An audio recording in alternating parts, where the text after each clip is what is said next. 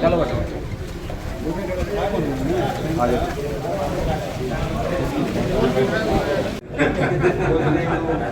Employ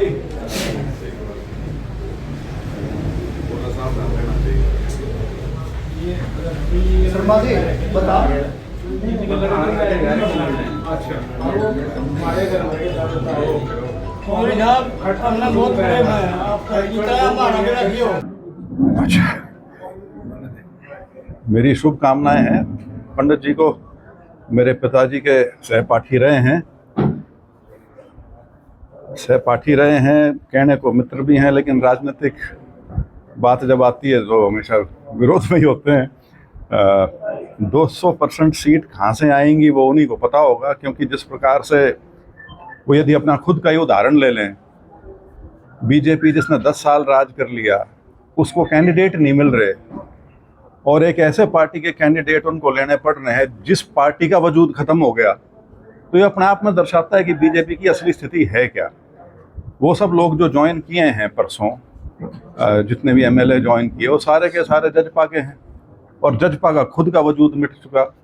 और उन लोगों को वो लेके यदि ये सोच रहे हैं कि चुनाव में अपना गणित बिठाएंगे, तो मैं शुभकामनाएं दे सकता हूँ उनको, उससे ज़्यादा कुछ नहीं। शुभकामनाएं भी क्या, सहानुभूति कर सकता हूँ उनके साथ।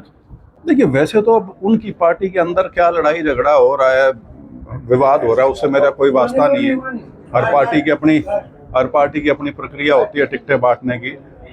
लेकिन जो ये चीज़ें थोड़ी क्षण के जो बाहर आ रही हैं, इससे यही प्रतीत होता है कि पार्टी की जो, बीजेपी की जो स्थिति है प्रदेश में, क्योंकि उससे सब अवगत हैं, तो वो उसको खींच कह लीजिए, या एक असंतोष जो पार्टी के अंदर है, ये उसकी अभिव्यक्ति है कि वह पार्टी का शीर्ष नेतृत्व भी जो है वो ऐसा प्रतीत होता है कि वो भी आपस में एक दूसरे से उनका क्या बोलूँ, ठीक नहीं बैठ रहा, और आपसी अंदर खाते उनके अंदर काफ़ी तनाव की स्थिति बनी हुई है। हालांकि मैं ये नहीं कहता कि मेरा उनकी पार्टी के अंदरूनी मामलों से कोई लेना देना है, लेकिन ऐसा समझ में आ रहा है। और जोड़ लो मतलब अमित शाह जी के लिए तो फिर भी हो सकता है, ये कहती है भारतीय जनता पार्टी की, उनका तो आने का प्रोग्राम था ही नहीं, वो तो किसी एक अखबार ने अपने आप चला दी और उसके बाद बाकी सब ने पकड़ ली।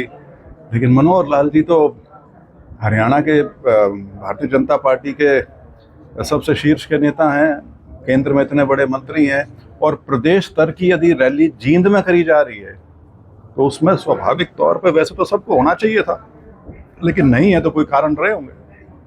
देखिए, हाईकमान की अगर कोई सोच है तो वो तो सबको मान्य होगी, उसमें कोई ऐसी बात नहीं है। लेकिन हरियाणा में वैसे राजनीतिक स्थिति, जो ज़मीनी हालात हैं, कांग्रेस को किसी अलायंस की आवश्यकता नहीं है। वैसे हाँ, राष्ट्रीय परिप्रेक्ष्य में यदि पार्टी कोई फैसला करे तो वो जो सेंट्रल लीडरशिप है वो उसका काम।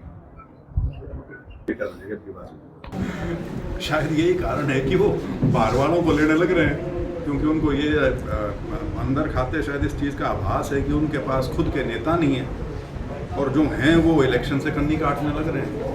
अब किसी पार्टी का प्रदेश अध्यक्ष अगर चुनाव लड़ने की इच्छा ना जताए, ये कहने के लिए बड़ा एक क्या बोलूँ, कन्वीनियंट एक्सक्यूज़ है कि मैंने तो पूरे प्रदेश में चुनाव लड़ाने हैं, लेकिन ऐसा होता नहीं। राजनीति में आपकी यदि ज़मीन है तो आपको उसको बचा के और पकड़ के रखना होता है।